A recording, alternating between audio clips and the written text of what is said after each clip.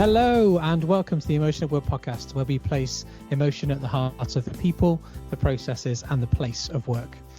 Now today we focus on the people element of work, and in particular mental health.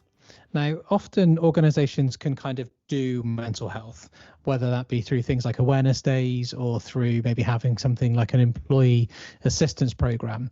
Rarely though do I hear about successful initiatives which started as something that someone wanted to do and now has traction or has presence within the organization, and also kind of has value and has a place within the place of work, if I can use the word place too many times in a sentence. And this is something that our guest today has achieved. So with 150 episodes to date and a weekly release schedule, the All Well Show is the accidental mental health podcast within Sanofi. And as the host says, all roads lead back to well-being. So I think that gives you a good idea as to why I think our guest is a really useful and important voice to get onto the podcast today. So let's get our guest on the air. Welcome to the Emotion at Work podcast, Nick Bellinger. Hi, Nick. Hello, Phil. Great to be here. Thanks for having me. Oh, thank you for coming on. It's wonderful to have you here. Having met, I think, it's nearly 10 years ago? It's something like that, very much to the beginning of my more development-focused journey. That was a long time ago in a windowless room in a hotel in London, which makes it sound really creepy, but it really wasn't. I know. It was a beautiful thing. Yeah, it was a beautiful thing.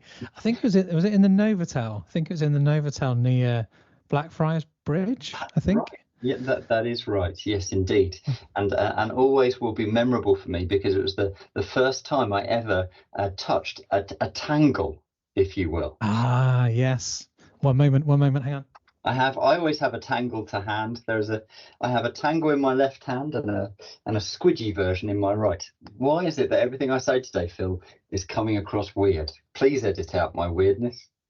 No, we'll leave your witness in. So here's my tangle. There you go. Oh, you see, you've got a stripy tangle. I've got kind of an orange kind of solid, orange tangle, and I've never looked back. That's your legacy. Your legacy is fidget toys, Phil, amongst so many other things. Excellent, and I'm glad that I keep Tangle in business as I promote them wherever I go as my favourite fidget toy to you have. You should be given the golden tangle, Phil. I mean, I would love to have a golden tangle. I mean, they probably don't even know that I go around promoting their products, but there we go. Maybe that's an ad. I should get an ad on the podcast at some point for Tangle. Yeah, that'd be really good. It would be really good. Okay, well, in which case then let's open with our innocuous yet unexpected question, as we always do with the Emotional podcast. And I've gone back into the archives for today. So my unexpected yet innocuous question for you is, what makes a good traveling companion?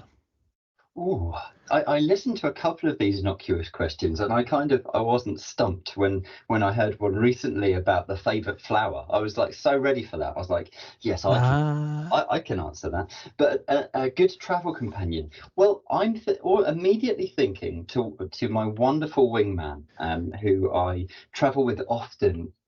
For kind of training and such at Sanofi, and he's really good because I don't like aeroplanes, and whereas this chap, a lovely friend of mine called Dan, and I'll make sure he listens to this, and he's really good at trying to calm me down when I'm on a plane. Picture like if you're old enough to know the A-Team, I'm kind of the BA. Kind of right, okay. BA Baracus. Yeah. And unfortunately, he doesn't like knock me out. Instead, he's very calming. And last time we were on a plane back from Prague, he kind of said to me, he goes, Nick, what you need to do is, just slip off your shoes and ground yourself against the floor of the plane. And I was like, that's weird, but I'm doing it. And I'm like, oh, I actually feel okay. So that's what I look for in a travel companion, is someone that can get me to where we need to go. Nice. I like that. No, that's a wonderful example. Example. I was going to ask what kind of techniques does I can't remember what you said his name was now. Dan. What techniques? Yeah, I was going to ask what techniques Dan uses, but I like the feel grounded even though you're not on the ground idea. I know. It's nice. And he also has this because we often in other settings we kind of talk a lot and we share a lot and we kind of go through ideas together. He talks to me in the same way about the irrational fears that I'm having. So we'll be like walking down the gangway to a plane, and he'll be like, "Okay, Nick, tell me now. What are the voices saying in your head at the moment? What's your kind of subconscious saying?" And I'm like, "Oh, Dan, yeah, I'm thinking of all the times this has gone horribly wrong for me." And he's like, "Oh, right, tell me about one of them." And he'll just kind of unpack kind of what's going on, and then very quickly kind of like say, "Well, but can you give me a time when that didn't happen?" And I'll be like, "I can." And then before you know it, I'm kind of pivoting that I'm about to get on a plane, everything's going to go wrong, to, "Oh, I remember this time when everything was fine." So there's many combinations, and I owe him one. And when he's not on a plane with me, I text him and say, "Why aren't you here, Dan?" But my wife won't allow it. It's awkward. I don't know. Well, yeah, I can understand that. An extra person on your family holiday. That's it. Yeah, definitely. And so I guess then, so you speak there about the kind of irrational thoughts, or maybe those kind of stories that you're telling yourself in your head then. And when we spoke off there, you talked about how this, and I suppose it's the clue to it's in the title of the podcast in terms of, the accidental mental health podcast.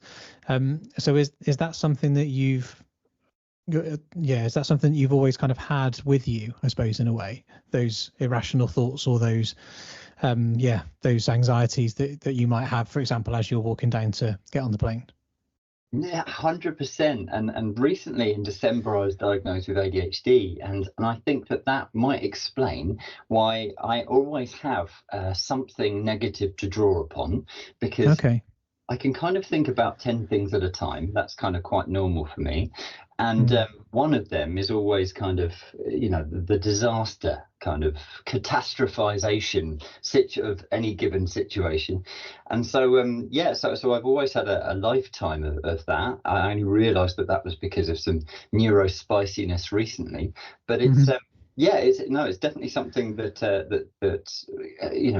is always on my mind, and that helps me to maybe see in others what they could be kind of worrying about in a situation, which is, I suppose, or even thinking about in a situation, which has made two facets of my world. One, having a podcast with lots of different people. So just to explain to folks who don't know, my podcast is a little bit like Phil's, in that I speak to lots of different people about lots of different things, but all with the same theme. So whereas this one obviously has emotion at the heart of it, mine has I'd like to say mental health, but sometimes I smuggle that in under the word well-being, because some cultures would be scared off by mental health, and they wouldn't want to listen in.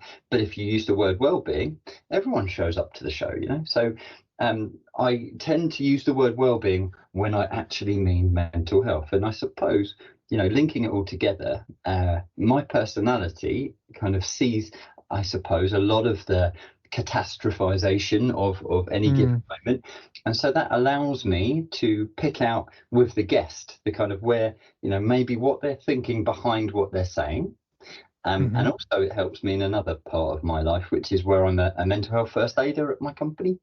And so when people come to see me with low level well-being issues, I can often see once again that there's something behind what they're saying. If that makes sense. So it's very useful. Absolutely. Yeah, absolutely makes sense. One of the things that I don't know whether, I don't know if you could describe it as a value. Maybe it's a belief, I don't know. But that for me, there's a phrase that I kind of take with me wherever I go, is there's always more going on than you think. And partly I use that because it helps me realize that my conclusions that I reach, or the meaning that I take from something, is only one of the possible conclusions or one of the possible meanings that I could take from an interaction or a comment or a whatever it is that it may be. And also I think it helps me maintain a degree of curiosity to be, I wonder what else that could be then. So I'm seeing this thing, this behavior, or I'm seeing this action, or someone's made this statement, or they've sent this email, or whatever it is, and it would be easy for me to go, well, that means it's this, and that kind of holding that statement, I suppose, in my head of there's always something more going on than you think. It really helps keep my mind open, I suppose, in a way, so that I don't reach a conclusion as to what something might be, because that's my conclusion, not somebody else's conclusion. And as much as I can, similar to what you were describing, see beyond or think beyond what may, that first kind of impression or what somebody might say or do, that doesn't mean I can read their mind. So there's always something else. There's always something else.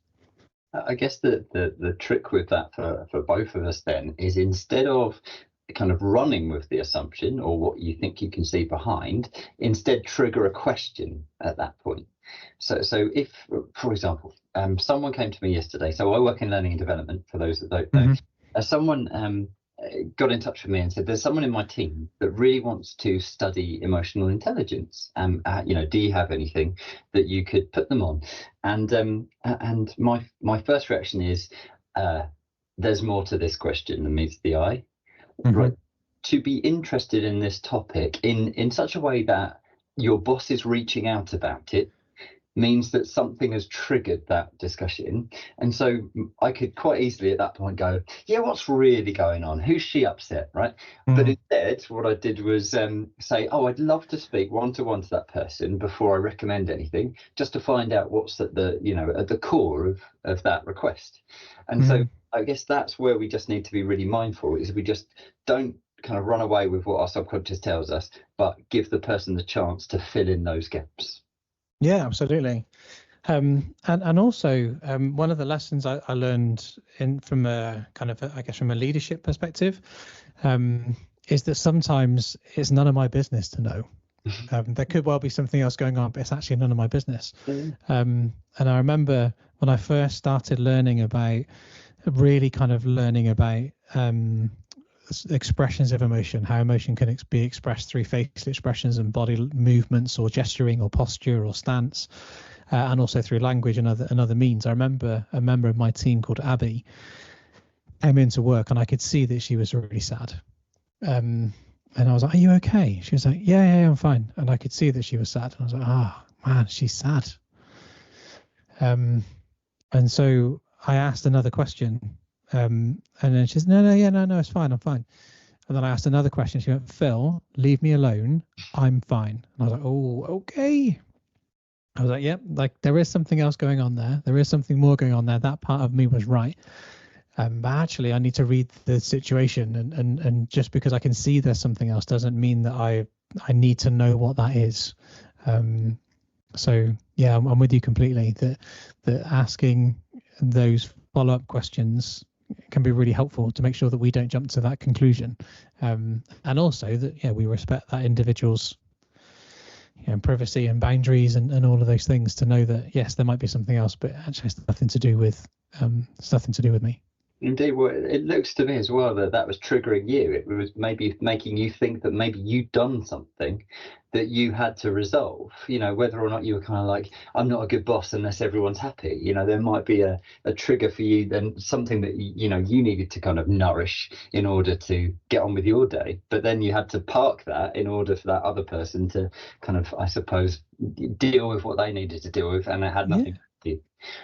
Yeah, absolutely. The desire was to help. I was like, I think I can help. I want to help. I feel like I can help. I feel like I'm well placed and well versed to be able to help you. So therefore, but it was definitely my agenda. It was my desire to help that was doing it, as opposed to what me respecting or appreciating or understanding what the other person may be experiencing. Excellent. Okay. So you mentioned that, so you work for Sanofi, big pharma company, big global pharma company, and you mentioned the cultural aspect, that if you called, so you said the podcast is called The All Well Show, and all roads lead back to well-being, and so well-being is the overall kind of frame, or the way you position what the podcast is doing, because if we use mental health, that might impact, I don't know, openness or engagement from a cultural perspective across the different cultures that Sanofi works in. And so how have you found the way that people will explore well-being vary from kind of culture to culture? So when you interview guests from different backgrounds or live in different places of the world, what have you noticed about how that affects or impacts how they discuss and explore well-being topics? Yeah, it does vary a lot, and I've been lucky to speak to people from quite a few places, but a lot of people, maybe where English isn't the native language, sometimes they're a little more reluctant to open up because they're kind of like, oh, if you were doing this in Portuguese, this, I'd open up much more. And funnily enough, just as a quick tangent, what I did to try to help those people have a space to do it was we set up some local language versions of the show and syndicated it sort of at the same time. Oh, okay. So that works really well. So I had guests on the show that were, quadlingual, and they kindly, took my, I suppose, framework and did it in French, German, and Brazilian Portuguese. Anyway, that's the tangent, and that went really well. And because I really enjoyed watching, listening, and reading to like the transcripts that have been translated. But I would say my findings really have been that no matter where I've spoken to people, from Africa to Asia to the Americas, or all over, everyone has a story. And so it's generally about trying to understand kind of in what way can you unlock that story in that culture. So, for example, right, famously, our colleagues from Japan are quite reserved about how much of themselves they give. That's kind of, I suppose, the cultural, maybe even stereotype that Yeah. Yeah. And so I had the country chair or the managing director of Sanofi Japan on, but he still found a way to open up so that we really got a sense of who he was. Even though perhaps, I was expecting to get all of these very kind of, stock answers. I'd also say that things have changed a lot since COVID. I started this podcast in 2020, and in those days, maybe parts of maybe Germany and France, they weren't really using words like anxiety very much, and they would occasionally use the word stress. But particularly with some of my German colleagues, they would rather we spoke of resilience. So they kind of, I suppose they were recognizing the feelings of, I suppose, looking backwards into depression or looking forwards into anxiety, if you will. But instead of like talking about maybe the suffering element or the core, it was about the I suppose your robustness of character. And in fact, I had this incredible boss at the time, and I said how I was doing a podcast all about mental health, and she corrected me and said, "You mean resilience?" And I said, "What does that mean?" She said, "Oh, we don't say mental health, we say resilience." And I kind of said, they couldn't be more different in my mind. One feels like maybe kind of hurting and healing to become more resilient, but we're talking about the hurting bit, or to use your pod's name, we're looking at the emotion, what's coming up for people, and the resilience is something that's built as a result of doing the work in the uncomfortable spaces.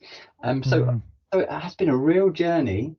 But I definitely see once we kind of went through the kind of the COVID journey, and came out the other end, maybe sort of 22, 23, all of a sudden people were really starting to talk about it a lot more, because I think that some countries, let's say maybe US and UK, in my experience, were quite open about their struggles. So what would happen would be my show would generally have lots of kind of light intros, kind of getting to know someone, and then they would just chuck in kind of their flavor of struggle.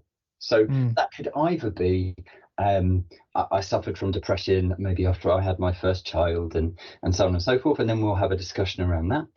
Or people will talk about their strategies with anxiety, particularly maybe in a tense public speaking situation, if you will, right?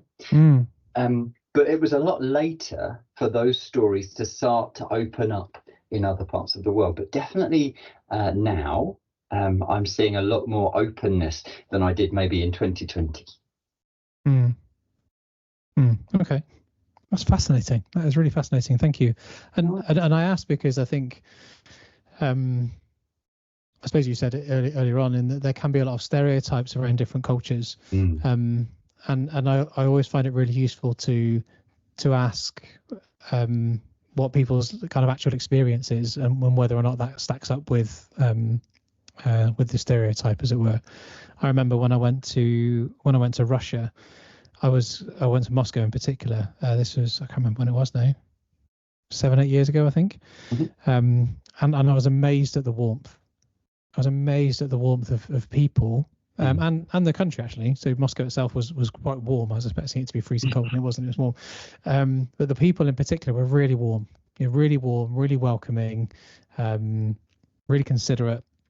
And yeah, I guess I don't know where my stereotype had been formed, whether it be from different spy novels I'd read over the years, or movies that I'd seen. But I remember just being quite taken aback by how warm and welcoming, and yeah, it was. So, but it's so refreshing, thank you for sharing. When you meet someone, and you sort of go in with some prejudgment, just because of the only information that you have. I really believe that kind of neurolinguistics idea of that you make the best decisions with the information you have at that given moment. And so for example, I had one of my favorite podcasts that I've done recently was 3 weeks ago with a lovely lady from Brazil who had set up an international kind of expats or migrating Sanofians network, right? And so I really wanted to speak to her to find out why she set up this network, how it was working for her and all that sort of stuff. And I was expecting like this almost like Brazil party feel, right? I was expecting, I do it because I want everyone to be together and have fun. And I was like, so I set up for the call. All my kind of questions were based around, being sociable and all that sort of stuff. And then it turned out that it had a really kind of deep and emotional story about not being accepted when she moved from Brazil to the Netherlands. And so we ended up having like this cry fest of a show about how like she had a master's in Brazil, it wouldn't be accepted in the Netherlands, so they gave her a job in a supermarket and all this sort of stuff. And like I'm booing because I turned up expecting Rio Carnival, and what I got was like a real kind of human story. So I think that I suppose after 150, 60 shows, I'm starting to try to not show up thinking about the nation's reputation, but instead kind of make sure that I ask the same open questions that get to the heart of the person rather than the nation, if you will. Yeah, definitely. And I mean, I can hear from your voice, and I can see from the way that you move when you speak how passionate you are about this. So my interpretation from that then would be that there's a personal drive and a personal motivation that sits behind it. And I know you talked before about your recent ADHD diagnosis and what that's meant for you. And I guess I thought it might be useful to explore what's that personal motivation for you then, in terms of why this show. Yeah, no worries. Well, I suppose I've retrofitted my purpose behind it, because I think it would be really remiss for me not to tell a very quick story of I suppose the origin story of the show, so that that I don't kind of get all Messiah complex on myself and kind of act like some kind of savior. So I'll tell you the truth, right? So in 2020, I wasn't this confident. I was still quite a shy member of Sanofi, because I think I was in a role that wasn't kind of bringing out the best of my character. And so what happened was that I went to do my mental health first aider training, and I just so happened to be in like one of the first groups, and there was 24 of us, but there was only 3 guys in the room. And as ever, because guys are quite scared around that many people of the opposite sex, we kind of got ourselves together in a little corner and kind of was like, why is there only 3 of us? And so the more confident of the trio said to me, we need to get people at Sanofi talking about mental health, because the reason there's only 3 of us here is because men, maybe everywhere, but particularly in our company at that time, weren't having open conversations about any struggles. So as I said, it wasn't my idea, not at all, because I just was happy to kind of almost work the desk and be like the third wheel of this gang. And so, yeah, we set about having conversations talking about our kind of managing our own kind of mental health stuff. Mhm.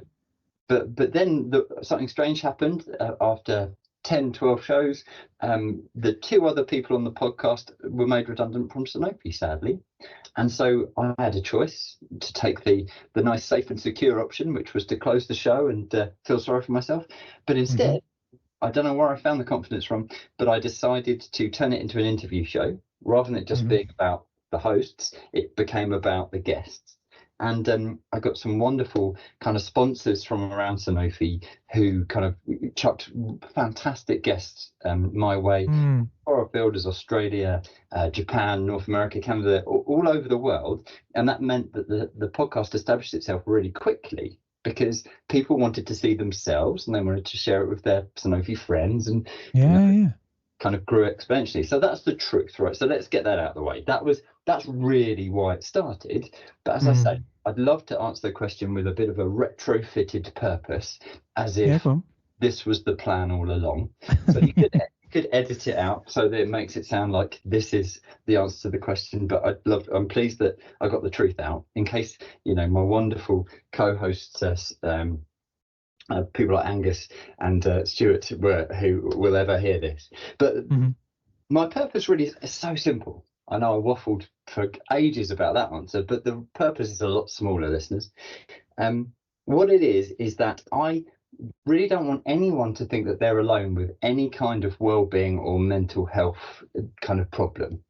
And this all comes from a moment for me in the year 2000. I know that's aging me somewhat, where I was suffering from what I now know was anxiety, but it wasn't invented then. In 2000, you would sort of just, I don't know, stress was a word that was thrown about a bit.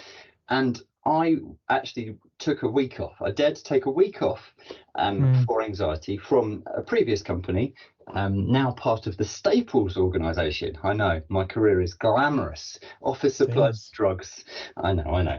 So I was back in my office supplies days, and I'd taken a week off for stress, as it said on the doctor's note. And I was called before the human resources director, which was very scary and, as you can imagine, quite anxiety raising. And his technique, and I have no idea why, but he decided to try to make me feel like I was the first person in history to have felt stress. Okay. Which was an interesting angle, and obviously it floored me. He just kind of said to me, goes, Nick, no one else feels like this. You really need to just come back to work. If you stay at home feeling sorry for yourself, you're going to get behind with your work and you'll get even worse. No, and maybe it was some tough love nonsense from HR handbook from 1976, but it really just shocked me to my core, right? That this idea that, and I believed him, right? I was 18. I believed the guy that I was the only one. So now what I'm trying to do is I'm trying to help Nick 2000 by telling anyone that will listen that you're not alone with any struggle or any kind of difficult things that you're going through. There are hundreds of people at Sanofi, there are hundreds of people in the world, thousands, millions of people in the world, all going through something. So never feel like you're the only person that feels that way. So that's like the retrofitted purpose of this show. I love that. Yeah, I love the notion that it's all about so someone doesn't feel alone. That's it. No, I love that. That's wonderful. Yeah, that's what it all comes down to. And how have the reactions or what's so I suppose there's two. I'm going to do the thing that I always tell off interviewers for doing and ask two questions in one. So I suppose I'm interested in either. Let's do one at a time then. So how have the reactions from people within Sanofi changed over time? So how have people's reactions to the pod changed over time? So over time, let me think. So the interesting thing is that I don't get statistics of how popular it is. So the way that we distribute it, and maybe we'll come on to this, is very kind of passive. So they're recorded Zooms. They're not, they're produced, but they are just recorded Zooms with a little bit of editing, a bit of top and tailing with some titles and such. But they're really kind of organic, if you will, right? Mm. And so the way that we send them out to the world is via our internal social network, which is a Microsoft product called Viva Engage. It used to be called Yammer. So it's a little bit of a kind of Twitter-esque kind of safe space, I guess, within a company. And so the great news for me and my confidence is that I have no idea how many people listen to my show. And I find that to be very liberating. So I could be on your show talking about, my wonderful podcast, and perhaps 6 people listen, but who knows, right? It could be what my intuition tells me is that it's a lot more popular than 6 people, but I don't know if it's 50,000 people. It's somewhere probably in between. And because the thing that I notice is when I show up to do my day job, the learning and development stuff, with people as far afield as, New Zealand or Indonesia, they'll be like, Nick, your show. And I'll be like, whoa, okay. And that'll floor me. And so the reaction, as you can imagine, and I can imagine people thinking about this who are listening, it's a very safe space to do what I do, because you don't want to be the person within a company who's being mean to the guy who's talking about well-being. You see what I mean? Like if this was, say, on Twitter or X or YouTube, I'd have trolls like everybody else. But because it's in this safe worky space and people don't want to be seen as being mean or being, counter Sanofi culture, the reaction is always positive or silent. They're the 2 options people give me. Oh, right. Okay. I've yet, as I say, I've done 165 shows and without a single negative comment.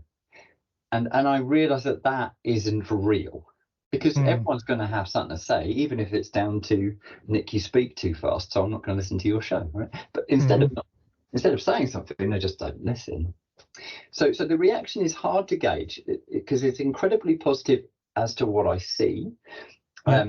And the kinds of people that come on the show, are very much from the very top of our organisation. For example, we've had the CEO all the way down to an intern who was in for 6 weeks. So we've had kind of a real sway of people.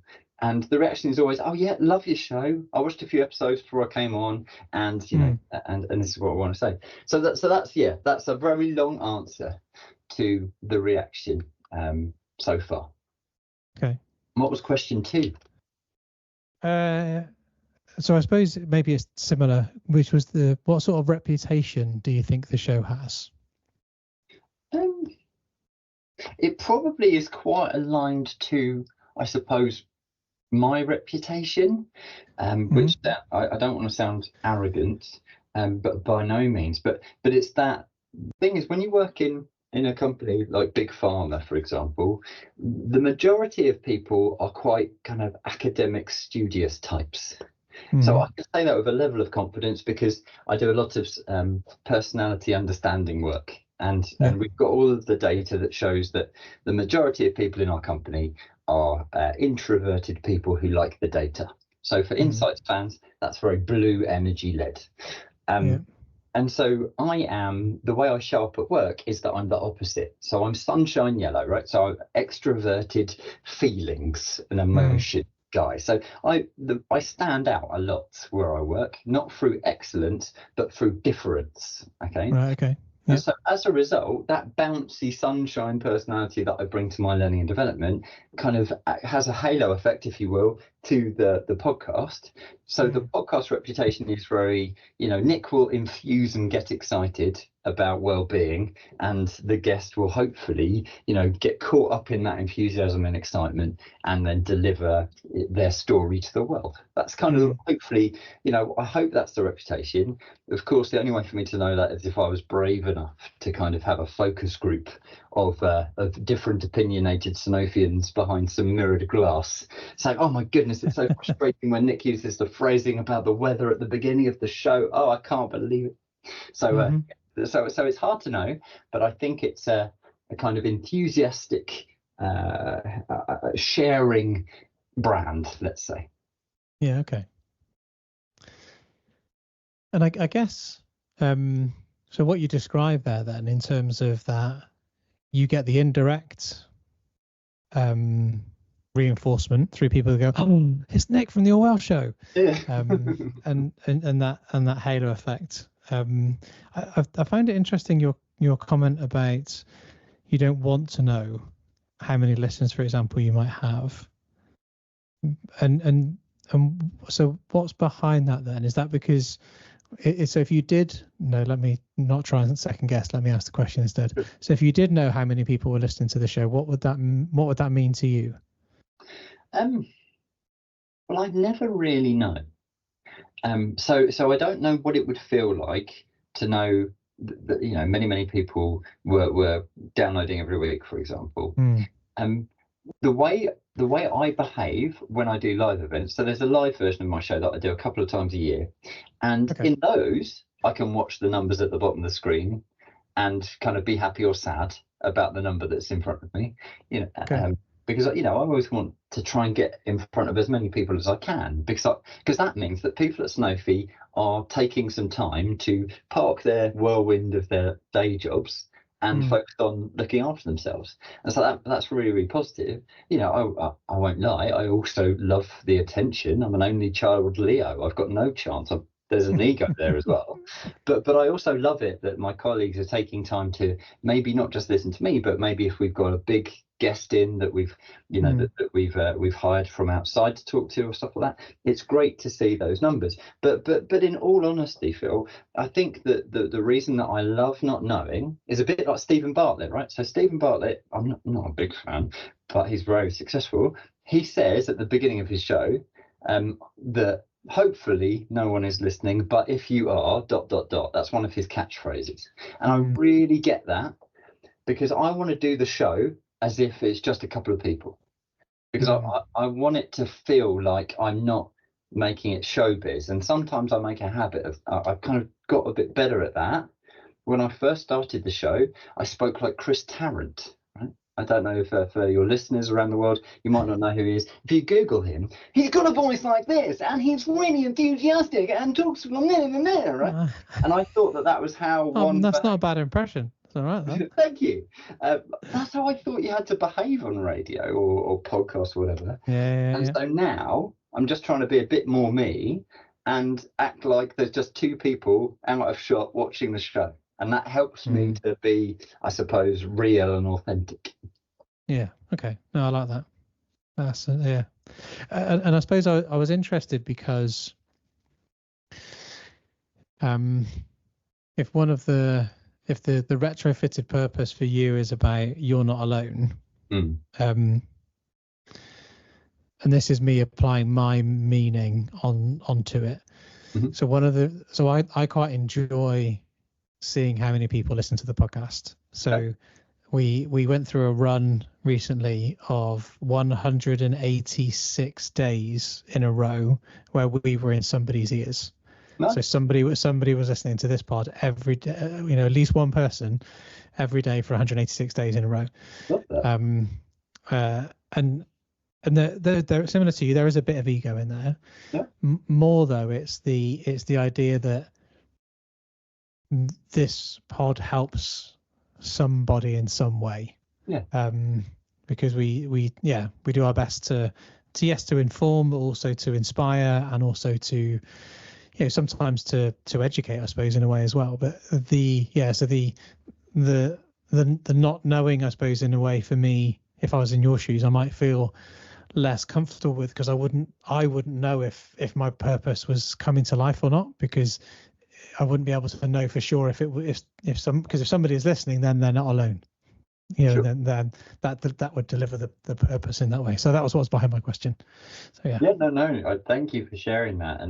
And I wonder if I take enough from what the guest gets out of it.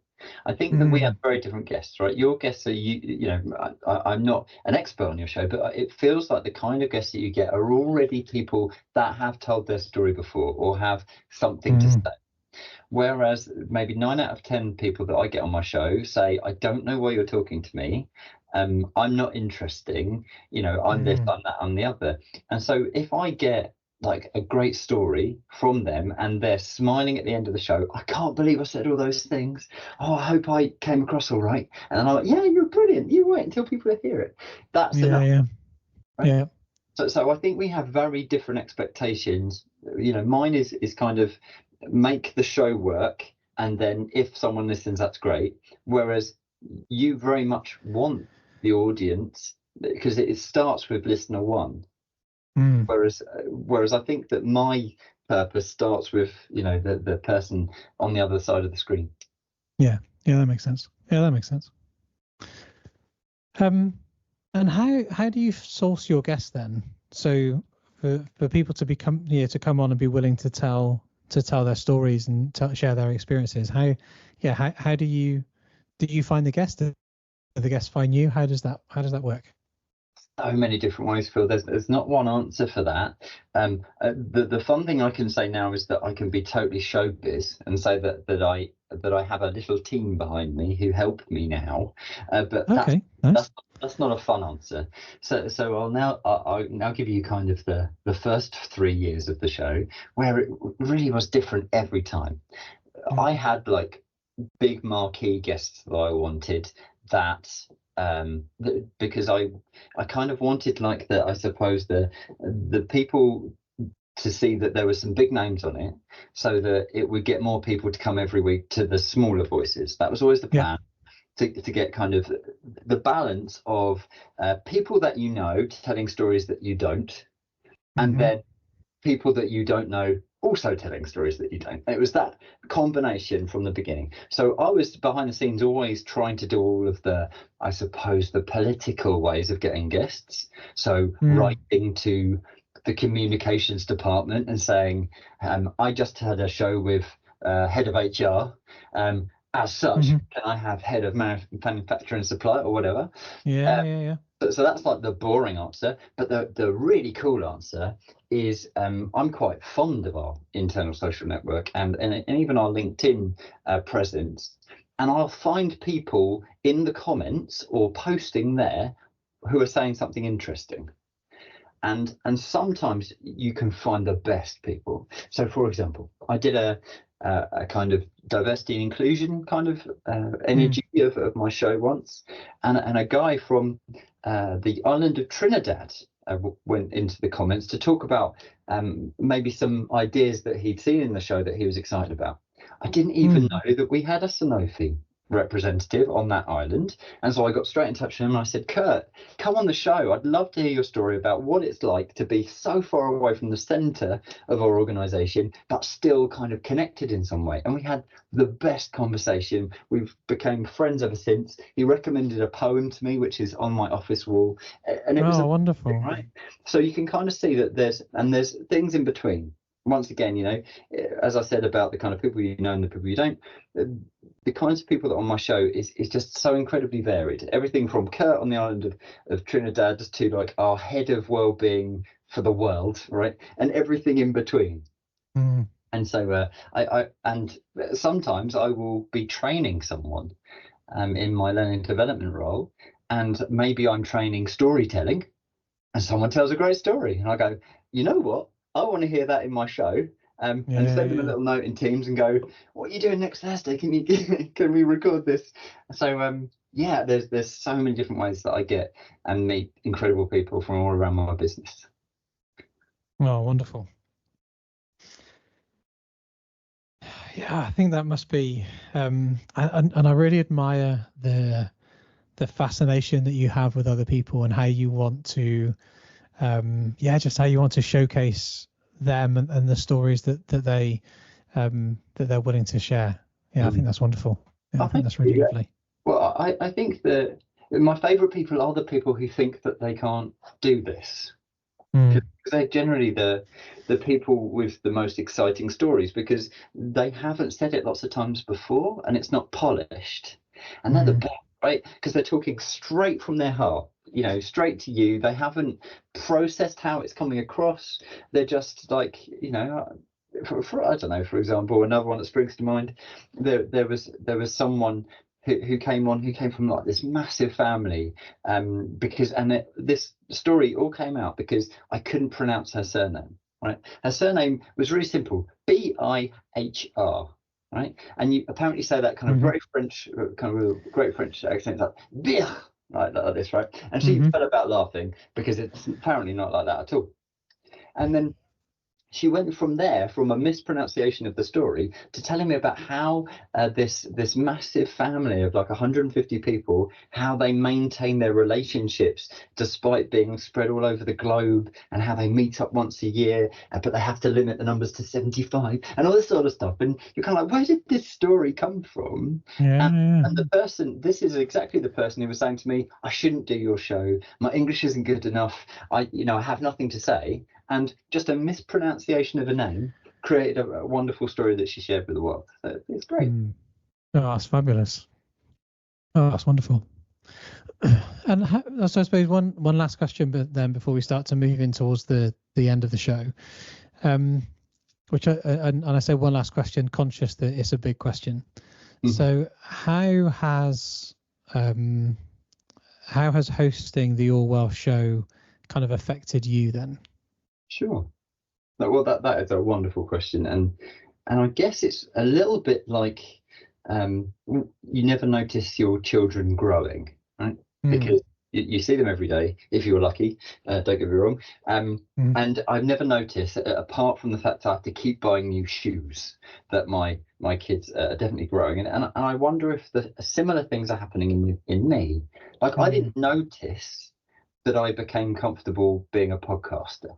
I didn't. There wasn't just this day that I went, oh, I can interview people. This is cool, right? Instead, what sort of happened was, I did the first few, and looking back, they were pretty dreadful.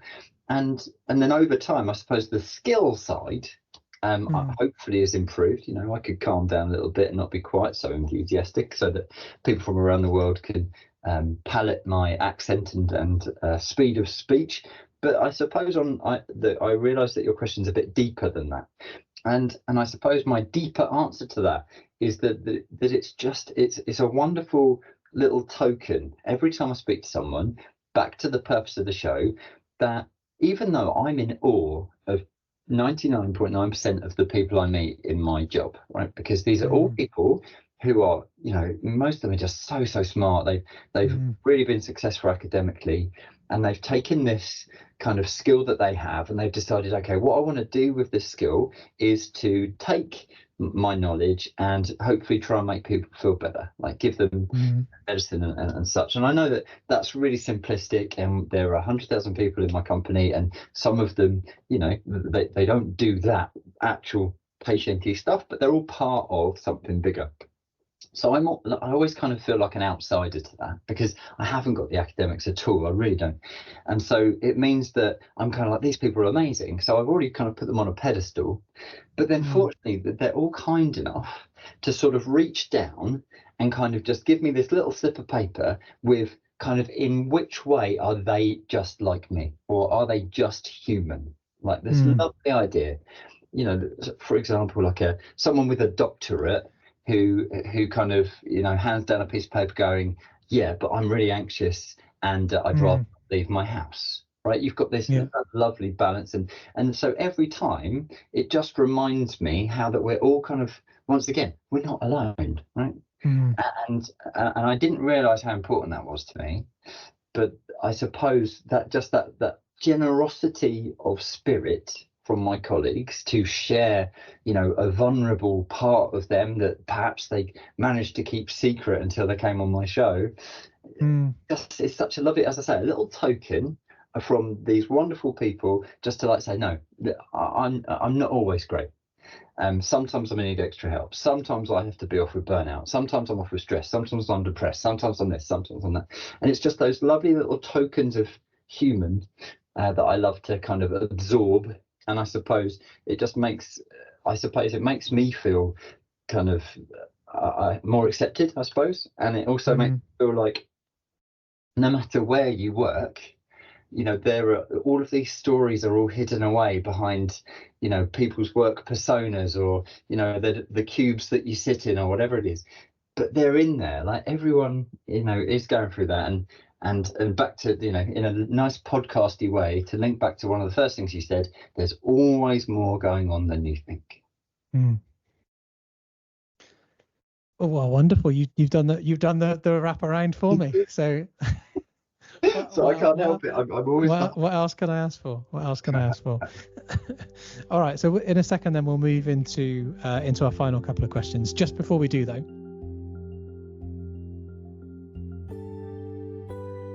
the work on ourselves, our emotions, and links to overall mental health, which Nick describes, is absolutely crucial. And E-Factor is the only emotional intelligence assessment tool which combines objective indicators, external perspectives, and self-reports, which creates a tool which provides mastery and measurement of emotional intelligence. So if you want to really know how emotionally intelligent you are and what you can do about it, contact us now on hello@emotionatwork.co.uk and we can introduce you to E-Factor. For now, though, back to the show.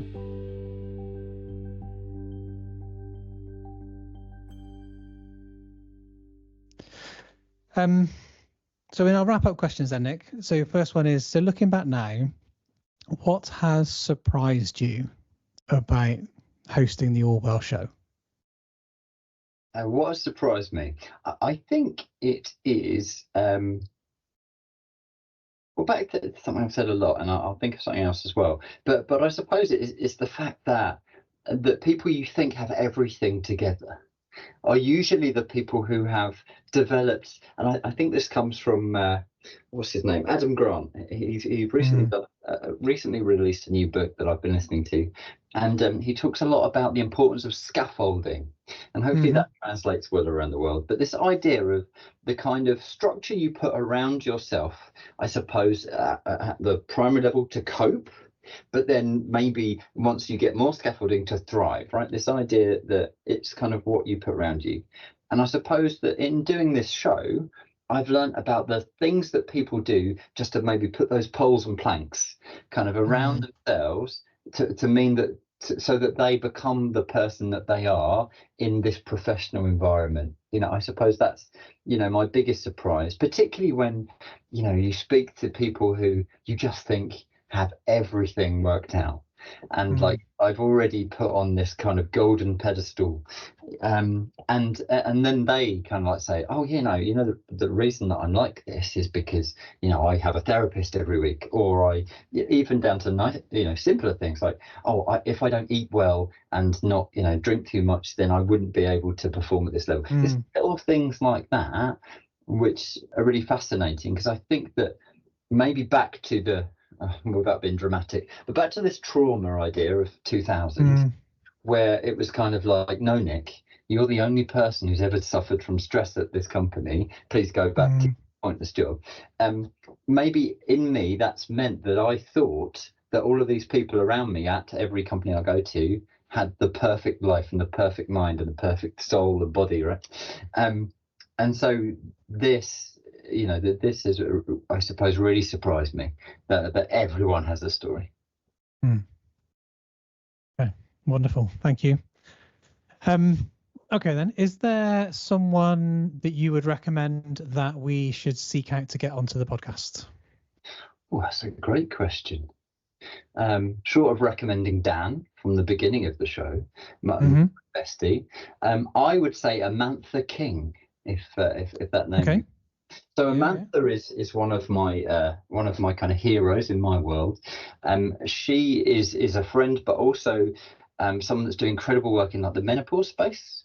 She's kind of, if Davina is the kind of queen, then Amantha is the princess, if you will. Okay. All things menopause. But she's incredible. Look her up, listeners. She does amazing work all around particularly around the UK at the moment. And it just kind of really opening minds and really making a space so that a topic that isn't spoken about enough has a voice and has a vocabulary that everyone can use to talk about it. Wonderful, fabulous. We will look Amantha up. Thank you so much. And then if people wanted to get hold of you, if they wanted to ask you something else or something more, what would be a good or appropriate way to do so? No worries. Well, LinkedIn is probably best for me. Okay. That's where, funny enough, my son last night is a very lovely a 35-year-old version of an 11-year-old. An 11-year-old version of a 35. So he's 11 years old, but he behaves like he's 35. Yeah. I should have said that a little more straightforward. And he asked me last night when we were sat watching England playing Belgium at football last night. He goes, "Dad, how many followers have you got?" And I at the time I was absent-mindedly scrolling through Instagram, and I was like, not many here actually. I don't really, because Instagram for me is more for looking than for posting, whereas LinkedIn is it's probably got good bits and bad bits, but that's where I go and do my level best to connect with people. It's very much more of a two-way street, and I try to post, maybe not as regularly as I used to, but at least once a month. I'll post usually something about the show, or something about something I've learned from the learning and development work that I'm doing. So if you find me on LinkedIn, it's Nick Bellinger, which is spelt Bellringer without the R in the middle. That's the easy way to spell my surname, and that comes from a place of being bullied at school and being called Bellringer. I'm owning it now. So Bellringer without the R, Nick Bellinger is how you'll find me on LinkedIn. Wonderful, and we'll put a link to Nick's profile in the show notes as well. Having the last name Wilcox, I can tell you, we should have a support group, mate. I can empathise with the teasing at school. Okay, all right. What remains then is for me to do our final question. So, is there something else then, Nick? Something more that you're thinking, feeling, or would like to say? Other than the usual, thank you very much for having me. I would just like to say that I hope that your listeners and your future listeners will continue to feel these emotions at work. And I know that's probably why you have this show, but I love it when people get properly emotional at work. You know that it's real. I'm lucky enough to do a lot of work with a kind of emerging talent in our organisation. And the strangest thing happens in these environments where you've kind of, these people have been thrown together. No one asked to be badged as talent. And the funniest thing happens is that they just spontaneously cry. And it happens so often. And it's beautiful because it's all a similar story. They just have this they're overcome with being in a situation where someone consistently tells you that you're great, and that they need to take the time to think about themselves and their future. And that makes people so emotional, and it's beautiful. And so I suppose that's what I really hope that your work will continue to do, Phil. It's really inspiring. I love the fact that you're saying that emotion is at the center of work, and it has to be, because when we forget that, that's when we'll be replaced by the robots and the AI. So for now, keep the emotion, because they can't fake that, right? Absolutely.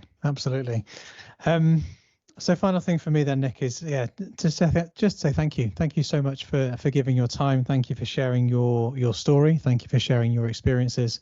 And as I said in the intro, the drive and the determination that you've demonstrated and you continue to demonstrate to create a show about something so important and so difficult, or can be so difficult to speak about, and then to be at the point where that show is 160 odd episodes old and continuing to publish on a weekly basis is a very impressive feat. So thank you for the work that you're doing to make sure that people don't feel like they're on their own. Thank you, sir. Thank you.